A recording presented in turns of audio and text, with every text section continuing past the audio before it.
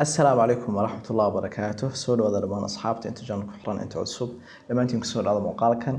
muuqaalkan kii ka horeeyay waxaan ka soo ognaa 13 maalin aad aan u xumahay horta inaan inta kala goonaano haddana waxa keenay inaan saa u kala goono mashquul kale oo aan ku mashquulay koorsooyin sameeyntooda diyaarintooda oo meel fiican iyadana marashaadii laadmo mar dhowna aan soo gudbi doono waxaan rabaa muuqaalkan inaan kaga hadlo mowduuc aan isleeyahay aad ay muhiim u yahay mowduucan wuxuu noqon doonaa mowduuc dhiirigelin ah waxaan u talagalay in dhiirigelinta xitaa aniga ruuxayga iyo adinkaba intiina danaynaysa in ay mashaariic badan fuliso haddana sanad walba waxa ay qorato ama waxyaabaha qofku u samaysto markii sanadkii dhamaado wax yar oo kamid ah xitaa wixii aanu samayn ama aynu u hirgelin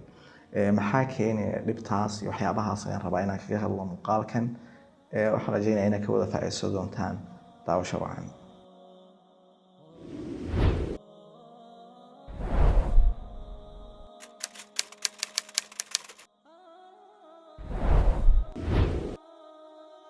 isku soo noqod wanaagsan muuqaalka waxaan ugu talagalay inaan ka hadlo saan hore ku sheegayba dhibta iyo maxallada waxyaabaha qofka ka haysta in uu mashaariicdiisa nolol hadii ay noqoto cilmi hadii ay noqoto mashaariic ganacsi hadii ay noqoto wax walba oo qiimo ku fadhiyo noloshiisa waxyaabaha ka hortaagan inaan ka hadlo iyo in loo baahan yahay qofka inuu waxyaabo badan ka tanaasulo si uu waxyaabaha u helo waxaan rabaa muuqaalkiina ku bilaabo laba bayt oo laba gabiya oo carabi ay leeyihiin بيت كوباد وحى إسكاله متنبي شاعر كلا راضو شاعر آدوين وحو كليه هاي بيت كان متنبي لولا المشقة ساد الناس كلهم الجود يفقر والإقدام قتال وحو ليه هاي هدي أين دي بيجري لهين دتكورن أي وضع مضح نقول لها لكن وحو كليه هاي الجود أو إنه قفو ديقس نقضاه qofka maaliyari ay kuridaas oo faqri ay kuridaas ayuu leeyahay wal iqdaam qofka inuu geesi noqdaana qataal way dilaysaa inuu dhinto ay keenaysaa ayuu leeyahay marka in waxyaabaha fiican isfaadka fiican qofka ku sifeysmo waxa ka hortaagan ayuu leeyahay khatar kale iyo dhibaatooyin kale oo qofka gaaraya qofka ma gaari karo taa ilaa uu taa kale u dul qaato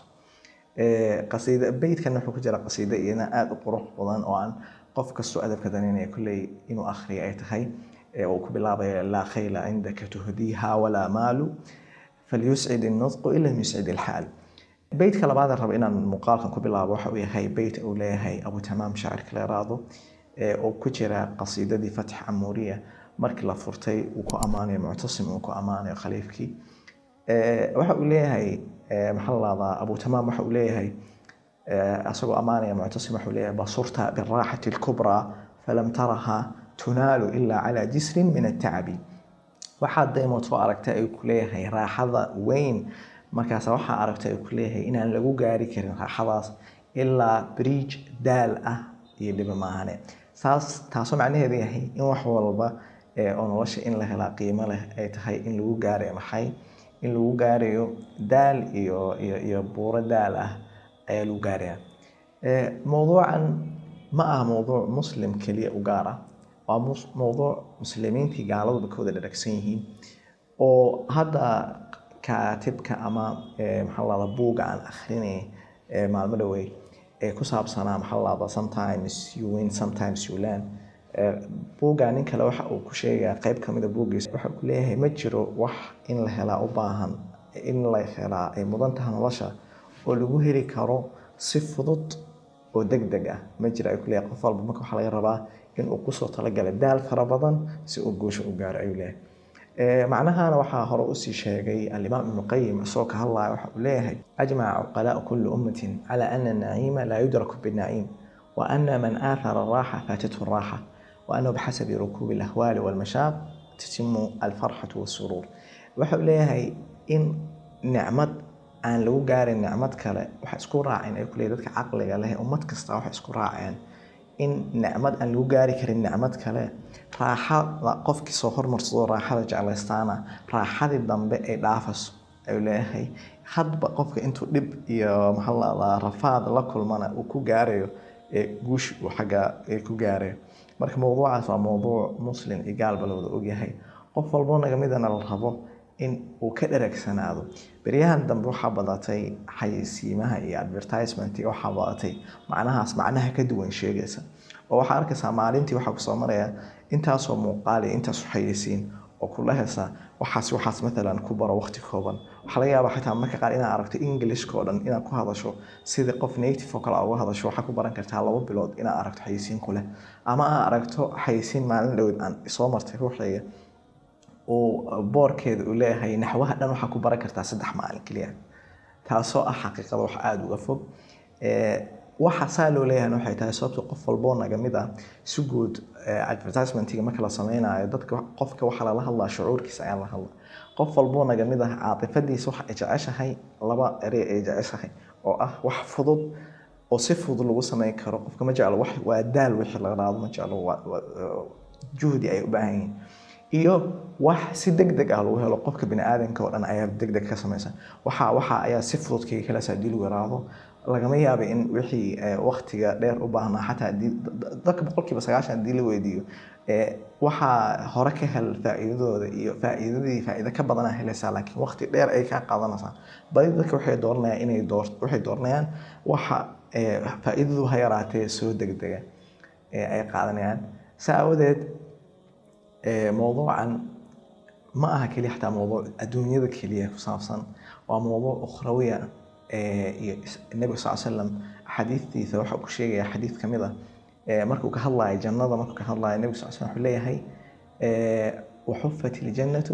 بالمكاره، حفت النار بالشهوات وحفت الجنة بالمكاره. نار توحى الوهري أو الوح حجابي النبي صلى الله عليه وسلم ليه حديث كان حجبت النبي صلى الله عليه وسلم ليه نار توحى قفة كحجة وحيابة نفط جاشة جنة وحى كحجة حيابة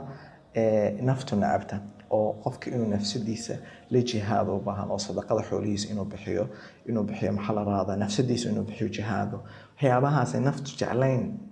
sida gabayga hore baan kusoo sheegnay ayaa ka xiga jannadii ay ka xigta,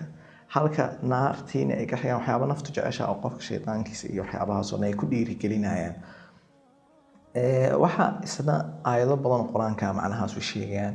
aayadaha waxa kamid ah إله سبحانه وتعالى ممكن كشكيني أصحاب صفات أصحاب الجنة ممكن كشكيني وحوليه هي سورة الذاريات وحوليه إله سبحانه وتعالى آخذين ما آتاهم ربهم إنهم كانوا قبل ذلك محسنين كانوا قليلا من الليل ما يهجعون وبالأسحار هم يستغفرون وفي أموالهم حق للسائل والمحروم. الصفات كاس إله سبحانه وتعالى وأمانة وأهيني هبين قريبكم من السوء جيد جرين أي استغفار بدل اللي مجرى حوله وذا بحجرين أيوة إله سبحانه وتعالى كأمانة وحيابه لما أنتوا أباهن نفسه إن للجهاد مشقة أباهن سيدا عكس هذا مركي أصحاب النار لقى شيكيني الله سبحانه وتعالى وحوليه إنهم كانوا قبل ذلك مترفين أكله سورة واقع. أنت يعني آخر إيمان قالوا هاي كوا مترفين وترف راحة كتير مركي الراحة هذه هدي أصهر مرصته راحة دنبه كوما جرسو.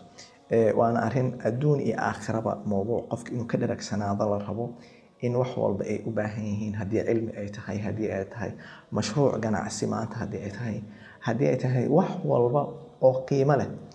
إن أباهن تهي دذال جهد أباهن تهي تاوح إيكا محل علينا هدي أتا نيدا ذكر على سحكا علينا إن ما أنت وحبضن أو قيمة واللومي إن أنا كعلمين